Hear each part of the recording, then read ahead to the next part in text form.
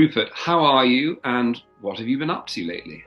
I'm very well, thanks, and welcome to my studio. I'm here in Hampshire looking out on a very blowy May day, surrounded by a few of my most recent paintings that I've propped up and hopefully you can see around me. They show examples of my big watercolors and some of the big egg tempera, as well as a small little panel of egg tempera here. Would you just tell us a little bit about egg tempera? I discovered it when I was at university studying the methods and materials of artists during an art conservation course at UCL. And it was used in the Renaissance and then quickly became obsolete when oil painting was born. If you go into the Sainsbury's wing of the National Gallery, most of those paintings, the older ones, are in egg tempera on panel. And I experimented a bit. This was perhaps 15 years ago now, on small panels myself using small brushes, which was the technique of the time. And then I just sort of blew it up, I suppose. So I used big Chinese brushes laden with pigments on big panels that I gesso myself, and I will help muller down the powdered pigment into even finer pigment, which I mix with water. And when I come to use it, I use the yolk of an egg, and it dries relatively quickly, but it gives this wonderful translucent quality. I tend to work from the white panel using the brightest colours first, and then layer over the darker ones. And the collection also includes watercolors and pastels. I believe this is the first time that you've worked in these media for a water reflection series. How have you found using these techniques? I ran out of panels to paint on during the lockdown. Wood merchants, everyone was shut. So at home I had big pieces of paper. This is a 4-foot square piece of paper. And I went back to using watercolors. It's wonderful capturing water using an aqueous medium. You can splash it and throw it around a bit.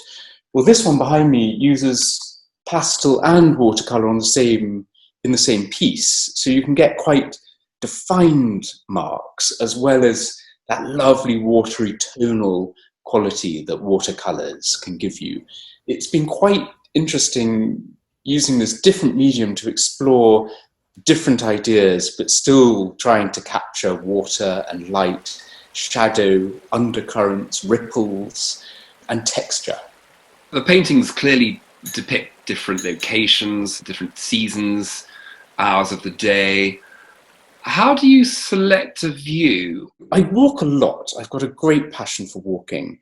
There are a number of chalk streams around and about this area of Hampshire, very beautiful, shallow, flowing over shingle, and highly reflective as well. So whatever time of year, whatever the light, there's some kind of ripple and reflection going on.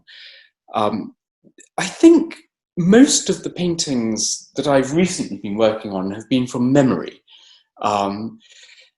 As well as walking consistently, but you can't really capture a lot of the light, particularly at various ends of the day. So at dawn, it's very hard to take a photograph.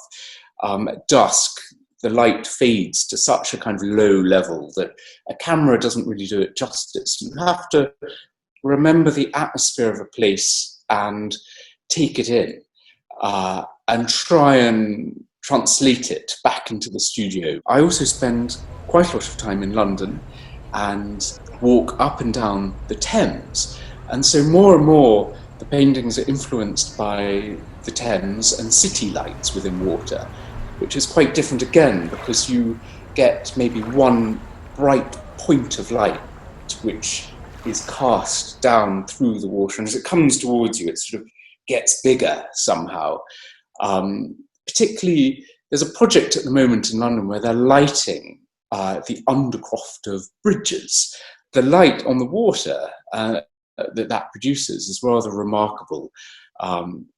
So you get the whole sort of panorama of bridges on the river. But what I've particularly been looking at is a sort of zooming in at a section of light that's reflected, or a point of light that's reflected on water.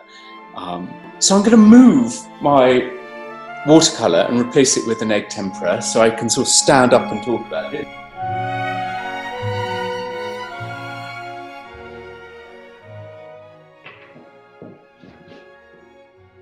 The format of it is portrait and quite long.